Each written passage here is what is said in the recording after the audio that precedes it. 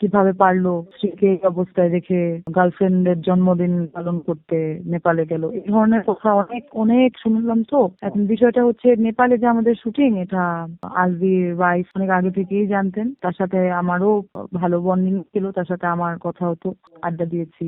কখনো আলভির সাথে ছিল, কখনো আলভির সাথে ছিল না, শুধু আমরা দুজন বের হয়েছি।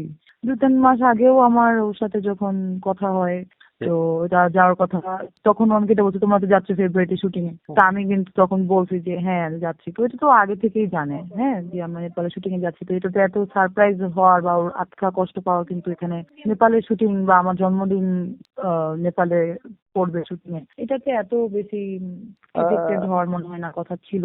আরেকটা বিষয় হচ্ছে, আমার বার্থডেটাকে ইস্যু করা হলেও আমার জন্মদিনই যদি মূল লক্ষ্য হতো, তাহলে তো আমার জন্মদিনটা অনেক ধুমধাম করে সেলিব্রেট হতো ওখানে। কিন্তু আমার জন্মদিনে কিন্তু 26 তারিখে রাত্রে 12টায় একটা কেকও কিন্তু কাটা হয় নাই, কারণ আমরা এমন জায়গায় ছিলাম না, আসলে কোনো কেক ছিল না। তো আমার বার্থডে কারণ হতো, তাহলে তো আসলে আগে থেকে প্রিপারেশন নিয়ে রাখতো, তাই না? শুটিং ইউনিটে তো ওখানে আরো মানুষ ছিল, ওরা তো দেখছে।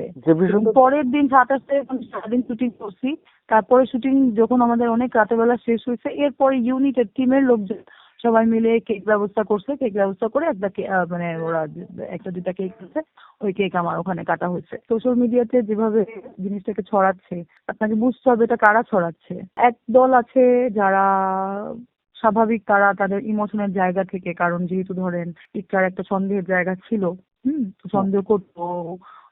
আগেও অনেক মানুষকে নিয়েও সন্দেহ করেছে, এরকম আমরা বাইরেও থেকেও শুনেছি, বা ইকরার মুখেও আমি অনেক, ইকরা আমার সাথে অনেক শেয়ার করেছে। অন্য কাউকে নিয়ে সন্দেহ করতে, তো ওইটা কিন্তু আমার সাথে শেয়ার করেছে।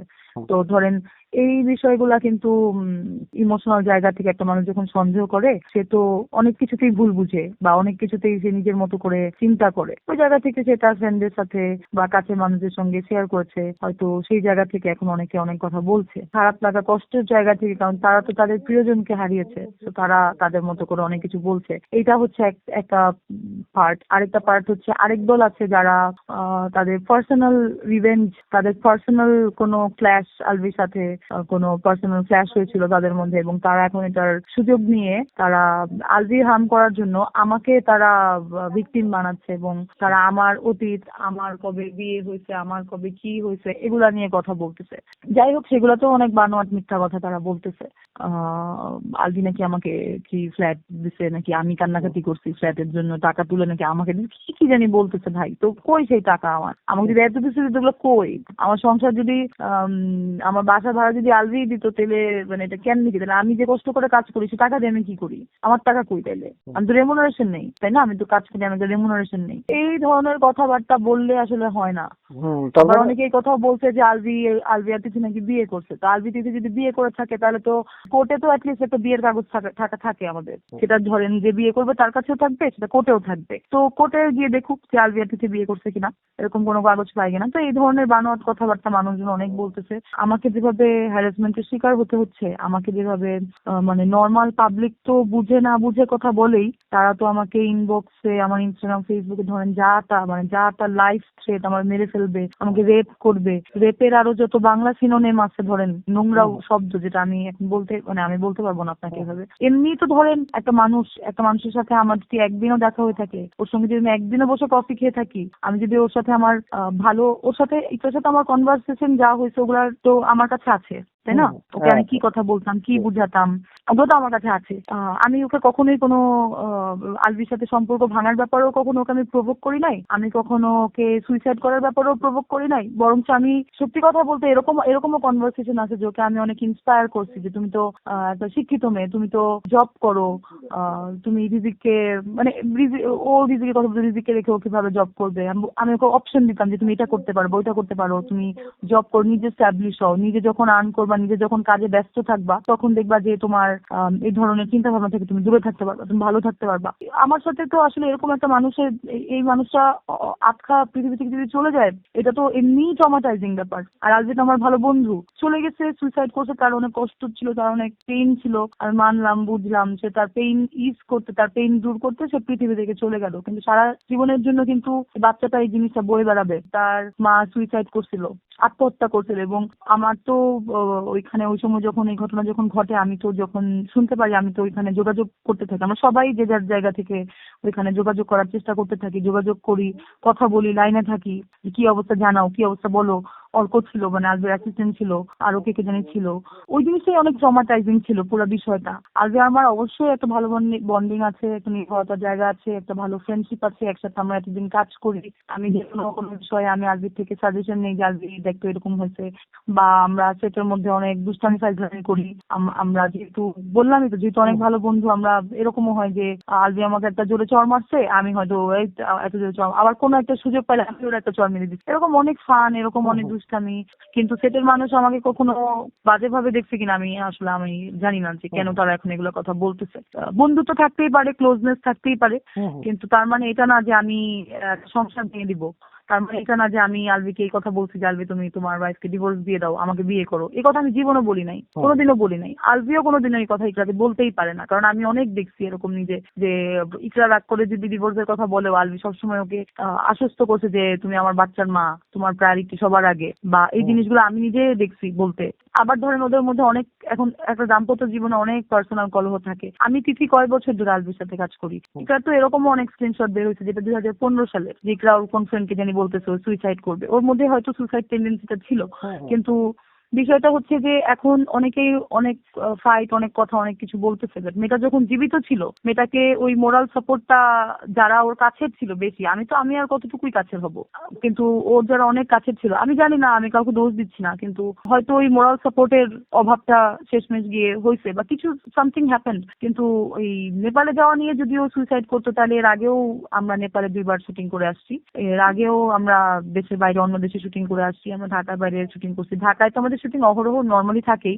ইভেন সুন্দরবনে আমরা শুটিং করতেছি, তখন ইকরার সাথে আমার নর্মালি কথা হচ্ছে। ইভেন ইকরা আমাকে এরকমও বলছিল, স্ক্রিনশট আছে যে ইকরা আমাকে বলছে যে চলো 31 আমরা নেপাল যাই। ইকরা আমাকে বলছিল এভাবে যে 31 চলো নেপাল যাই, তুমি আর আমি। এরকম কনভারসেশন আছে ওর সাথে আমার, যদিও যাওয়া হয় নাই, কিন্তু ও কিন্তু এভাবে বলছে। আমি বলছিলাম যে না, মনে হয় না পারবো, এই সেই হাবি যাবি, মানে এরকম কথাবার্তা কিন্তু আমার হয়েছে ওর সাথে। একটা মানুষ যদি আমাকে হেট করে থাকে, তাহলে সে আমার সাথে কিভাবে বলে যে চলো 31 তুমি আর আমি নেপাল যাই? ভিতরে ভিতরে যদি ওদের প্রতিনিয়ত আমাকে নিয়ে ঝগড়াই হয়ে থাকে, তাহলে আমার সাথে আবার ভালো ভালো যদি থাকে, তাহলে আমি কিভাবে বুঝবো যে আমাকে নিয়ে এত সমস্যা হচ্ছে? ধরেন কোনো সময় ওদের মধ্যে কোনো একটা প্রবলেম হলো, ঝগড়া হলো কোনো একটা বিষয় নিয়ে, ধরেন একটা বিষয় নিয়ে ঝগড়া হলে কি হয়, আরো 10টা বিষয় চলে আসছে। কিন্তু ধরেন 1971 সালে কি করতাম, ওই টপিকটাও এসে পড়ে কিন্তু একটা ঝগড়ার মধ্যে। তো ধরেন যদি কখনো আমাকে নিয়েও কোনো কথা হয়, ঝগড়া হয়, দেখা গেছে যে মাঝে মধ্যে এটা অনেক ভালনারেবল হয়ে আমাকে অনেক হার্টফুল মেসেজ পাঠাইছে। হ্যাঁ, আবার পরে কিন্তু আমাকে যেটা নিয়ে আবার সরিও বলছে, আবার এটা বলছে সরি আমার মাথা ঠিক নাই, তো এর জন্য আমি এরকম বলে ফেলছি। মোরাল অফ দ্য স্টোরি হচ্ছে, আমার দিকটা যদি আমি বলি, সেটা হচ্ছে যে আমারও একটা ফ্যামিলি আছে। তারও যদি আমাকে নিয়ে কোনো কথা বলার থাকে, আমাকে নিয়ে বলুক, আমার কথা হচ্ছে আমাকে নিয়ে বলুক, ঠিক আছে বলুক। এরকম একটা সিচুয়েশন হচ্ছে, আমি জানি যে এরকম একটা সিচুয়েশন, এরকম হইলে মানুষজন, আমাদের দেশের মানুষজন, সোসাইটির মানুষজন, কেউ বুঝে কথা বলে, কেউ না বুঝে কথা বলে, কেউ পুরোটা না জেনেই কথা বলে। আমার বোন, আমার মাকে নিয়ে পর্যন্ত অনেক বাজে বাজে নোংরা কথা পর্যন্ত আমার মাকে পর্যন্ত লেখা হয়েছে। এগুলা খুবই হার্টফুল। আর একটা বিষয় হচ্ছে আমার বাবা মা ডিভোর্স। আমার বাবা মা ডিভোর্স হয়েছে, আমার বাবা মা ডিভোর্স দিয়ে আমার বাবা মা আলাদা থাকে। এরপরে তিথি উত্তরায় একা বাচ্চা নিয়ে থাকে না, তিথির ফ্যামিলিও তিথির সাথে থাকে, তিথির বাবা আলাদা থাকে। তো জিনিসটা হচ্ছে যে যেটাই হোক, সেটা তো আমার বাবা মার ব্যক্তিগত ব্যাপার, সেই কথা আসে কোথা থেকে? অনেকে আবার লিখছে আমার বোন নাকি পরকিয়া করে। এটা আবার কেমন কথা? যা মন চায় তা বলবে, তারা আমাকে বলুক, আমাকে তো অনেক নোংরা কথা লিখতেছেই। আলভি আর আমি একা তো ছিলাম না, আরো তো টিমে আমাদের সাথে আরো প্রায় 13-14 জন মানুষ ছিল। 13-14 মানুষজন তো দেখছে আমরা টিকিট করার জন্য কতটা চেষ্টা করছি। ওর আমাকে ফোন দিচ্ছে, বা ও অমুককে তমুককে কিভাবে টিকিট ব্যবস্থা করে। ইভেন এরকমও হয়েছে যে সবার টিকিট লাগবে না, একা যদি খালি আলভির টিকিটও, একটা টিকিটও যদি ম্যানেজ করা যায়, বিজনেস ক্লাস হোক যেটাই হোক। অনেকে বলতেছে নেপাল থেকে বাংলাদেশ কত দূর, অনেক দূর না, এটা আমরাও জানি, সবাই জানে। কিন্তু নেপাল থেকে বাংলাদেশে বাই রোডে আসাটা তো আর চারটিখানি কথা না। আসলে ইন্ডিয়া হয়ে আসতে হবে। ইন্ডিয়া হয়ে আসলে ইন্ডিয়ার ভিসা লাগবে, অথবা বেআইনি ভাবে ইন্ডিয়ায় ঢুকে তারপরে আসতে হবে, যেটার জন্য যখন টিকিট একেবারেই পাওয়া যায় নাই, আমাদের যেটা হয়েছে যে টিকিট পাওয়া যায় না। পরের দিন আমাদের পরের দিনে টিকিট পাওয়া গেছে। টিমের সবারই টিকিট করা হয়েছিল। ইনফ্যাক্ট আলভিরও দেশে ফেরার কথা ছিল, ওরও টিকিট করা হয়েছিল। সবাই মিলেই আমরা রিটার্ন করার জন্য আমরা নেপাল এয়ারপোর্টে গেছি, বোর্ডিং পাস নিছি, ইমিগ্রেশন পর্যন্ত সবাই ক্রস করছি। ইমিগ্রেশন সবাই ক্রস করার পরে ওই মোমেন্টে কিছু তথ্য আছে যেটা খুবই মানে ডেঞ্জারাস ছিল অ্যাট দ্যাট টাইম, যেহেতু কোনো প্রিপারেশন ছিল না।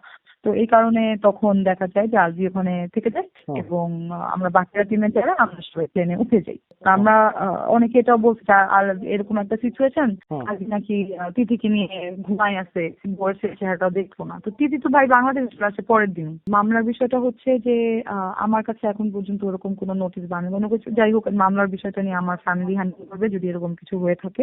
আসলে আমি এত কিছু বুঝিও না, এত কিছু আমি জানিও না, এটা নিয়ে আমার আসলে বেশি কিছু বলার নাই। কিন্তু আমি আসলে ওই আইনের থেকে আত্মগোপনে আছি এরকম কোনো বিষয়ই না। I was very mentally upset. আমার মানসিকভাবে একদমই ঠিক ছিলাম না। সবকিছু মিলিয়ে ইকরার আত্মহত্যা থেকে শুরু করে, রিজিকের মা হারানো থেকে শুরু করে, আমার বন্ধুর যে সিচুয়েশনটা সেটা থেকে শুরু করে, এবং আমাকে যে হ্যারাসমেন্টের শিকার হতে হচ্ছে, এই সবকিছু মিলিয়ে সবচেয়ে বড় কথা আমার ফ্যামিলি, আমি যখন দেখবো আমার ফ্যামিলি আমার জন্য সাফার করতেছে, এটা তো আমার জন্য অনেক কষ্টের। তো সেই জায়গা থেকে আমি অনেক বেশি মেন্টাল ব্রেকডাউনের মধ্যে ছিলাম, যেখানে আমি আমার সিম অফ রেখেছিলাম আর কি।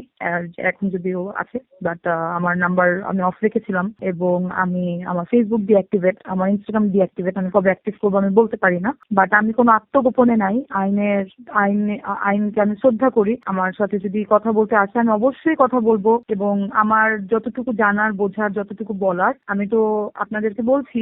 এট দ্য সেম টাইম আমার সেম কথা আমার কাছে, আমি কাউকে কোনো আত্মহত্যার জন্য প্রভোগ করা বা এই ধরনের কোনো কিছু করি নাই, বরঞ্চ আমি সবসময় পজিটিভ ভাবে বোঝানোর চেষ্টা করছি। মাঝে মধ্যে ও মানে রাগের মাথায় বা আলবির সাথে ঝগড়া করে যদি আমাকে কোনো কিছু উল্টাপাল্টা লিখেও থাকে, সেটাকেও আমি মোস্ট অফ দ্য টাইম চেষ্টা করেছি যে আমার মতো করে বলার, ইগনোর করার। মাঝে মধ্যে হয়তো আমারও এরকম হয়েছে, আমারও রাগ উঠে গেছে যে কিরে ভাই, একবার বলে ফ্রেন্ড, একবার বলে সরি, একবার বলে আবার যেমন যেটা বলে, মানে থাকে না, আমিও একটু ডিস্টার্ব হয়ে গেছি মাঝে মধ্যে, এরকমও হয়েছে। তো সবকিছু মিলায়ে যে বিষয়টা সেটা হচ্ছে যে মামলার বিষয় হলে বা কোনো আইনি জটিলতা হলে সেটা অবশ্যই ফেস তো করতেই হবে, ফেস করবো, কোনো সমস্যা নাই। আমার কোথাও স্টেটমেন্ট দিতে হলে আমি অবশ্যই স্টেটমেন্ট দিব, আমার স্টেটমেন্ট না দেওয়ার কোনো কারণ নাই। আমি নিজেকে খুব গুছানোর চেষ্টা করতেছি, উঠে দাঁড়ানোর চেষ্টা করতেছি যাতে আমি কথা বলতে পারি। কোনো কথাই বলতে পারি না আমি, আসলে সিচুয়েশনটা কাউকে বলে বুঝাতে পারবো না। এটা আসলে বলে এক্সপ্লেন করা সম্ভব না যে ওই মোমেন্টে আমি কি করতেছিলাম, আমি কিভাবে ছিলাম, এটা আসলে বলে বোঝানো এটা সম্ভব না। তো সেই জায়গা থেকে গতকালকে আমি ডিসিশন নিয়েছিলাম যে আমি কথা বলবো। আমি সাংবাদিককে নিজে ফোন দিয়ে আমি কথা বলেছি।